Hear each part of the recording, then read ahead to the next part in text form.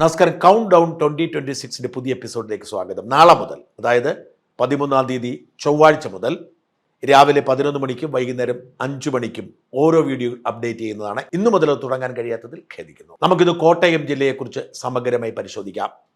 ഇന്നലെ കേരള കോൺഗ്രസിനെ കുറിച്ചായിരുന്നു നമ്മുടെ പരിശോധനയെങ്കിൽ ഇന്ന് കോട്ടയം ജില്ലയുടെ സാധ്യതകളെക്കുറിച്ചാണ് പരിശോധിക്കുന്നത്. കോട്ടയം ജില്ലയെക്കുറിച്ച് പറയുമ്പോൾ കേരള കോൺഗ്രസിനെ കുറിച്ച് പറയാതിരിക്കാൻ നിവൃത്തിയില്ല. കാരണം ഈ കഴിഞ്ഞ തെരഞ്ഞെടുപ്പിന് മുമ്പ് വരെ കോട്ടയത്തെ സ്വാധീനിച്ചിരുന്നത്, നിയന്ത്രിച്ചിരുന്നത് കേരള കോൺഗ്രസ് മാണിയായിരുന്നു. മാണി ഇക്കഴിഞ്ഞ 2021 തെരഞ്ഞെടുപ്പിൽ ഇടതുപക്ഷത്തിന്റെ ഭാഗമായതോടെ ജോസഫിന്റെ ജാതകം തെളിഞ്ഞു. 4-5 സീറ്റ് കിട്ടിയിരുന്നത് ജോസഫിന് UDF 10 സീറ്റാണ് കൊടുത്തത്. ജോസ് കെ മാണി UDFിലേക്ക് തിരിച്ചു വരുന്നു എന്ന ഊഹാപോഹം ശക്തമായതോടെ കോട്ടയത്തെ സ്ഥാനാർത്ഥി നിർണയം UDFിൽ അനിശ്ചിതത്വത്തിലായിരിക്കുന്നു. വാസ്തവത്തിൽ ജോസ് കെ മാണിക്ക് UDFിലേക്ക് വരാൻ താല്പര്യമുണ്ട്. അത് സംബന്ധിച്ച് ചർച്ചകൾ നടക്കുന്നുണ്ട്, പരസ്യമായി നിഷേധിക്കുന്നുണ്ടെങ്കിലും. എന്നാൽ തർക്കം 2 കാര്യങ്ങളിലാണ്. ഒന്ന്, മന്ത്രി റോഷി അഗസ്റ്റിനും റാന്നി MLA പ്രമോദ് നാരായണനും മനസ്സാണുള്ളത്. ഇടതുമുന്നണി സുരക്ഷിതമാണെന്ന് അവർ കരുതുന്നു. അതുകൊണ്ട് അവിടെ തുടരണം എന്നതാണ് അവരുടെ ഭാഗം. ഒരു പിളർപ്പ് ജോസ് കെ മാണി ആഗ്രഹിക്കുന്നില്ല. പോവുകയാണെങ്കിൽ എല്ലാവരും കൂടി ഒരുമിച്ച് പോകണം, അല്ലെങ്കിൽ ഇവിടെ തന്നെ നിൽക്കാം എന്നതാണ് ജോസ് കെ മാണിയുടെ നിലപാട്. എന്നാൽ ഇടതുമുന്നണിയിൽ ജോസ് കെ മാണി നിന്നാൽ വലിയ തോൽവിയായിരിക്കും ഉണ്ടാകാൻ പോകുന്നത് എന്നാണ് മഹാഭൂരിപക്ഷം വരുന്ന അണികളുടെയും വികാരം. UDFിലേക്ക് വരാൻ അവസരമുണ്ടെങ്കിൽ വരണമെന്ന് തന്നെ അവർ ശഠിക്കുന്നു. UDFിനെ ജോസ് കെ മാണിയെ എടുക്കാൻ സമ്മതമാണ്. ജോസ് കെ മാണിയെ കൊണ്ടുവരണം എന്ന് ശാഠ്യം പിടിക്കുന്നത് ലീഗാണ്. ക്രൈസ്തവ വിഭാഗത്തിന് ലീഗിനോടും മുസ്ലിം വിഭാഗത്തോടും എതിർപ്പുള്ളത് പരിഹരിക്കാൻ ഏറ്റവും നല്ല വഴി ജോസ് കെ മാണി വരുന്നതാണെന്ന് അവർ കരുതുന്നു. എന്നാൽ ജോസ് കെ മാണിക്ക് എത്ര സീറ്റ് കൊടുക്കും എന്നതിനെക്കുറിച്ചുള്ള തർക്കം ബാക്കിയാവുന്നു. ജോസ് കെ മാണിക്ക് നിലവിലുള്ള 5 സിറ്റിംഗ് സീറ്റുകളും കൊടുക്കാം എന്ന് പറയുമ്പോഴും കുറഞ്ഞത് 10 സീറ്റെങ്കിലും വേണം എന്ന് ജോസ് കെ മാണി വിഭാഗം ശാഠ്യം പിടിക്കുന്നു. ഇക്കാര്യത്തിലൊരു തീരുമാനമുണ്ടാകാത്തതുകൊണ്ട് കോട്ടയത്തെ UDFിന്റെ സ്ഥാനാർത്ഥി നിർണയം അനിശ്ചിതത്വത്തിലായി. UDFിന്റെ കോട്ടയായി അറിയപ്പെടുന്ന കോട്ടയത്ത് കഴിഞ്ഞ തെരഞ്ഞെടുപ്പിൽ ജോസ് കെ മാണിയുടെ വരവോടുകൂടി LDFിന് ഭൂരിപക്ഷം കിട്ടി. 5 ഇടങ്ങളിൽ LDFും 4 ഇടങ്ങളിൽ UDFുമായി മാറി. LDFിന് ഒരു സീറ്റുകൾ കുറയുമെന്ന് നിശ്ചയമാണ്. ചങ്ങനാശ്ശേരി പോലെയുള്ള സീറ്റുകൾ കഷ്ടി ലഭിച്ചതാണ്. അത് നഷ്ടപ്പെടും എന്ന് തന്നെയാണ് ഉറച്ചു വിശ്വസിക്കുന്നത്. ജോസ് കെ മാണി UDFിലേക്ക് വന്നാൽ പൂഞ്ഞാറും കാഞ്ഞിരപ്പള്ളിയും ചങ്ങനാശ്ശേരിയും അടക്കമുള്ള സീറ്റുകൾ കൊടുക്കേണ്ടി വരും. അത് കാരണം ആ 3 സീറ്റുകളും സിറ്റിംഗ് സീറ്റുകളാണ്. ഈ പശ്ചാത്തലത്തിൽ UDFിന് സ്ഥാനാർത്ഥി നിർണയത്തിലേക്ക് കടക്കാനേ കഴിയുന്നില്ല. കോൺഗ്രസിന്റെ കോട്ടയത്തെ നേതാക്കൾക്ക് ജോസ് കെ മാണി വരുന്നതിനോട് താല്പര്യമില്ല. കാരണം അവരുടെ അവസരമാണ് ഇല്ലാതാകുന്നത് എന്ന് അവർ കണക്കാക്കുന്നു. ചങ്ങനാശ്ശേരി, കാഞ്ഞിരപ്പള്ളി, പൂഞ്ഞാർ എന്നീ 3 മണ്ഡലങ്ങൾ ജോസ് കെ മാണി വിഭാഗത്തിൻ്റെതാണ്. UDFിലേക്ക് അവർ വന്നാൽ ആ 3 മണ്ഡലങ്ങളും അവർക്ക് തന്നെയാവും. ജോസ് കെ മാണി LDFിൽ തുടരുന്ന സാഹചര്യത്തിൽ കേരള കോൺഗ്രസ് ജോസഫ് വിഭാഗത്തിന് കൊടുത്ത ചങ്ങനാശ്ശേരി തിരിച്ചു പിടിക്കും എന്ന വാശിയിലാണ് കോൺഗ്രസ് പാർട്ടി. ചങ്ങനാശ്ശേരി കിട്ടുന്നില്ലെങ്കിൽ ഏറ്റുമാനൂരെങ്കിലും വേണം എന്നവർ വാശി പിടിക്കുന്നു. പുര നിറഞ്ഞു നിൽക്കുന്ന കോൺഗ്രസ് നേതാക്കൾക്ക് മത്സരിക്കാൻ ഇടമില്ലാത്തതുകൊണ്ട് ചങ്ങനാശ്ശേരിയും ഏറ്റുമാനൂരും ഒരുമിച്ച് UDFിന് കൊടുക്കില്ല എന്നാണ് അവർ പറയുന്നത്. ഇനി നമുക്ക് ഓരോ മണ്ഡലവും പരിശോധിച്ച് നോക്കാം. പാലായിൽ UDFിന്റെ സ്ഥാനാർത്ഥിയെ മത്സരിച്ച് മാണി സി കാപ്പൻ 15,386 വോട്ടുകൾക്കാണ് ജയിച്ചത്. ജോസ് കെ മാണി UDFിലേക്ക് വന്നാൽ ജോസ് കെ മാണിക്ക് പാല വിട്ടുകൊടുക്കേണ്ടി വരും. അപ്പോൾ മാണി സി കാപ്പന് പിണങ്ങിപ്പോവേണ്ടി വരും.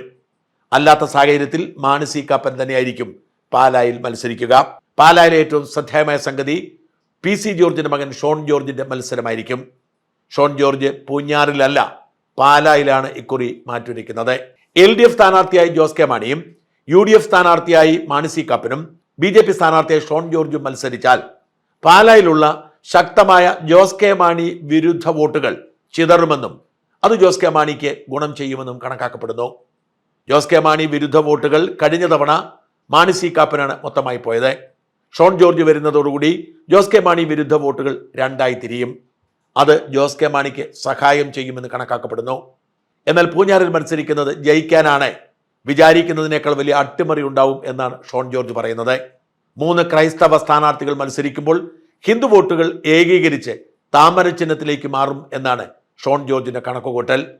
കൂടാതെ ജോസ് കെ മാണി വിരുദ്ധ വോട്ടുകൾ പൂർണ്ണമായും ഇക്കുറി തനിക്കാണെന്ന് ഷോൺ ജോർജ് കണക്കാക്കുന്നു.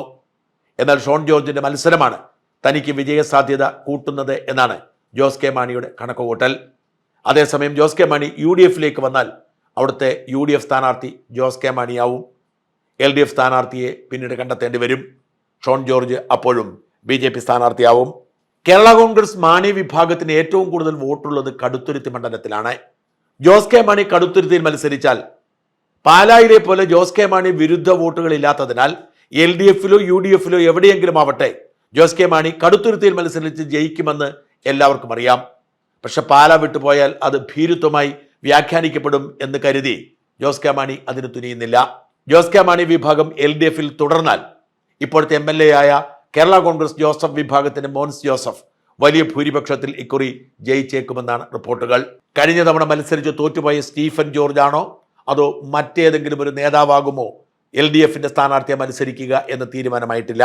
LDF-ന്റെ എക്കാലത്തെയും ഉറച്ച സീറ്റ് വൈക്കമാണ്. 29,122 വോട്ടിനാണ് CK ആശ വീണ്ടും അവിടെ തെരഞ്ഞെടുക്കപ്പെട്ടത്. തദ്ദേശ സ്വയംഭരണ തെരഞ്ഞെടുപ്പിൽ വൈക്കത്ത് UDF വലിയ മുന്നേറ്റം ഉണ്ടാക്കിയതും വൈക്കത്ത് ശക്തരായ UDF നേതാക്കൾ ഉള്ളതും വൈക്കം തങ്ങളോടൊപ്പം നിൽക്കും എന്ന് UDF-ന് പ്രതീക്ഷ നൽകുന്നുണ്ട്. എന്നാൽ CK ആശ എന്ന സാധാരണക്കാർക്കിടയിൽ സ്വാധീനമുള്ള സാധാരണ ഭാഷയിൽ സംസാരിക്കുന്ന MLA വീണ്ടും മത്സരിപ്പിച്ചാൽ വിജയം ഉറപ്പാണെന്ന് LDF പ്രവർത്തകർ കണക്കുകൂട്ടുന്നു. പരമ്പരാഗത LDF സീറ്റായ വൈക്കം നഷ്ടപ്പെടുത്താതെ എങ്ങനെയും ഉറപ്പിക്കാനാണ് CPI-യുടെ നീക്കങ്ങൾ. ഏറ്റുമാനൂരിൽ VN വാസവൻ കഴിഞ്ഞ തവണ ജയിച്ചത് കേവലം 14,303 വോട്ടുകൾക്കാണ്. അന്ന് വാസവനെതിരെ മത്സരിച്ച കേരള കോൺഗ്രസ് ജോസഫിന്റെ സ്ഥാനാർത്ഥി പ്രിൻസ് ലൂക്കോസ് പിന്നീട് മരിച്ചുപോയി. വാസവനെ തോൽപ്പിക്കാൻ കഴിയും എന്ന ആത്മവിശ്വാസം ഇക്കുറി UDF-നുണ്ട്. ജോസ് കെ മാണിയുടെ വിശ്വസ്തനായിരുന്ന പിന്നീട് പിണങ്ങി ജോസഫ് വിഭാഗത്തിലേക്ക് പോയ ജോസ് മോൻ മുണ്ടക്കലായിരിക്കും UDF-ന്റെ സ്ഥാനാർത്ഥിയായി അവിടെ മത്സരിക്കുക എന്ന് കണക്കാക്കപ്പെടുന്നു. ഏറ്റുമാനൂർ മണ്ഡലത്തിൽ വ്യാപകമായ സ്വാധീനമുള്ള ജോസ് മോൻ മുണ്ടക്കലിലൂടെ VN വാസവനെ തറപറ്റിക്കാം എന്നാണ് UDF-ന്റെ കണക്കുകൂട്ടൽ. എന്നാൽ ആ സീറ്റ് തങ്ങൾക്ക് വേണം എന്നാവശ്യപ്പെട്ട് കോൺഗ്രസ് നേതാക്കൾ ക്യൂ നിൽക്കുകയാണ്. DCC പ്രസിഡന്റ് നാട്ടകം സുരേഷും INTC നേതാവ് ഫിലിപ്പ് ജോസഫും മുൻ DCC പ്രസിഡന്റ് ടോമി കല്ലാനിയും ഒക്കെ കണ്ണുവയ്ക്കുന്നത് ഏറ്റുമാനൂരാണ്. മറ്റാരെ നിർത്തിയാലും തോൽക്കുമെന്നതിനാൽ VN വാസവൻ തന്നെയായിരിക്കും ഇക്കുറി ഏറ്റുമാനൂരിൽ ഏറ്റുമുട്ടുക. 18,743 വോട്ടുകൾക്കാണ് കോട്ടയത്ത് തിരുവഞ്ചൂർ രാധാകൃഷ്ണൻ വിജയിച്ചത്. വലിയ പിണറായി തരംഗമുള്ളപ്പോൾ 18,000-ലധികം വോട്ടുകളുടെ ഭൂരിപക്ഷം നേടിയ തിരുവഞ്ചൂർ ഒരിക്കൽ കൂടി മത്സരിക്കാൻ താല്പര്യം കാണിക്കുന്നുണ്ട്. 76 വയസ്സായ തിരുവഞ്ചൂരിന് ഇനി സീറ്റ് കൊടുക്കരുത് എന്ന് പറയുന്നവരുടെ എണ്ണം ഏറെയാണ്. തിരുവഞ്ചൂർ മത്സരിച്ചാൽ സുപ്രധാന വകുപ്പോടുകൂടി മന്ത്രിയാക്കേണ്ടി വരും എന്നതിനാൽ തിരുവഞ്ചൂരിനെ പ്രായത്തിന്റെ പേര് പറഞ്ഞ് ഒഴിവാക്കാൻ കോൺഗ്രസിലെ പല ഗ്രൂപ്പുകളും ശ്രമിക്കുന്നുണ്ട്. എന്നാൽ തിരുവഞ്ചൂരിനെ മത്സരിപ്പിക്കാതെ കോട്ടയത്ത് വിജയം സാധ്യമല്ല എന്നതാണ് വാസ്തവം. അതുകൊണ്ട് അവസാനം വിജയസാധ്യത കണക്കിലെടുത്ത് കോട്ടയത്ത് തിരുവഞ്ചൂർ തന്നെയായിരിക്കും UDF-ന്റെ സ്ഥാനാർത്ഥി. LDF-നെ ആരെയെങ്കിലും നിർത്തുക എന്നല്ലാതെ തിരുവഞ്ചൂരിനെ തോൽപ്പിക്കാൻ പറ്റിയ ഒരു സ്ഥാനാർത്ഥിയെ കണ്ടെത്തുക പ്രയാസമായിരിക്കും. പുതുപ്പള്ളിയിൽ ഉമ്മൻചാണ്ടി കേവലം 9,044 വോട്ടുകൾക്കാണ് കഴിഞ്ഞ തവണ ജയിക്കുന്നത്. എന്നാൽ പിന്നീട് ഉമ്മൻചാണ്ടി മരിച്ച് കേരളത്തിലെ ഏറ്റവും മഹാനായ മനുഷ്യൻ എന്ന് പേരെടുത്തപ്പോൾ അന്ന് വരെ ഒട്ടും ജനപ്രീതി ഇല്ലാതിരുന്ന ഉമ്മൻചാണ്ടിയുടെ മകൻ ചാണ്ടി ഉമ്മൻ മത്സരരംഗത്തിറങ്ങുന്നു. ചാണ്ടി ജയിച്ചത് പുതുപ്പള്ളിയുടെ എന്നല്ല കോട്ടയത്തെ തന്നെ ഏറ്റവും വലിയ ഭൂരിപക്ഷമായ 37,719 വോട്ടുകൾക്കാണ്. ആദ്യകാലത്ത് ചാണ്ടി ഉമ്മനെതിരെ വലിയ തോതിലുള്ള വിമർശനം ഉയർന്നിരുന്നു. എന്നാൽ പിന്നീട് ചാണ്ടി ഉമ്മൻ അടിമുടി മാറുകയും മണ്ഡലത്തിലെ പ്രിയപ്പെട്ടവനായി മാറുകയും ചെയ്തു. ചാണ്ടി ഉമ്മൻ തന്നെ ഇക്കുറി മത്സരിക്കുകയും 30,000-ഓളം വോട്ടുകളുടെ ഭൂരിപക്ഷത്തിലെങ്കിലും വിജയിക്കുകയും ചെയ്യുമെന്ന് കണക്കാക്കപ്പെടുന്നു.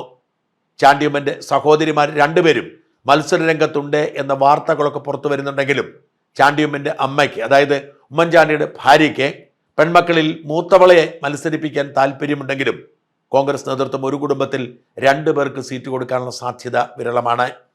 അത്തരമൊരു ചർച്ച അവസാനിപ്പിക്കാനാണ് എങ്കിൽ പിന്നെ താൻ മത്സരിക്കുന്നില്ല എന്ന് ചാണ്ടി ഉമ്മൻ അന്ന് പ്രഖ്യാപിച്ചതും.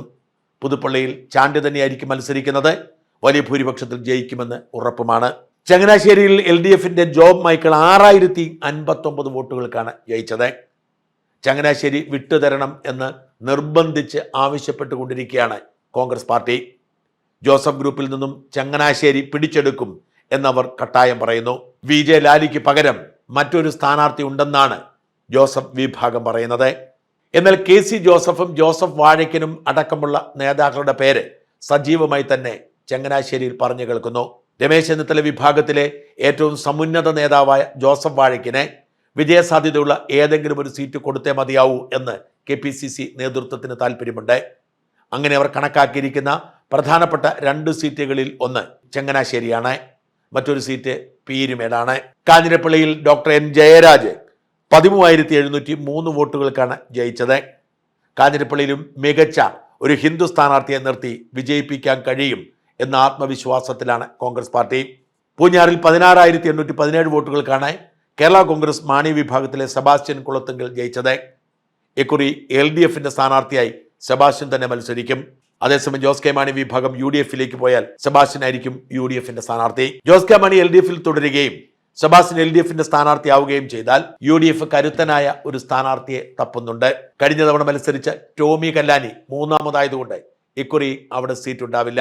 എന്നാൽ മികച്ച ഒരു സ്ഥാനാർത്ഥിയിലൂടെ സീറ്റ് തിരിച്ചു പിടിക്കാം എന്ന ആത്മവിശ്വാസം UDFിനുണ്ട്.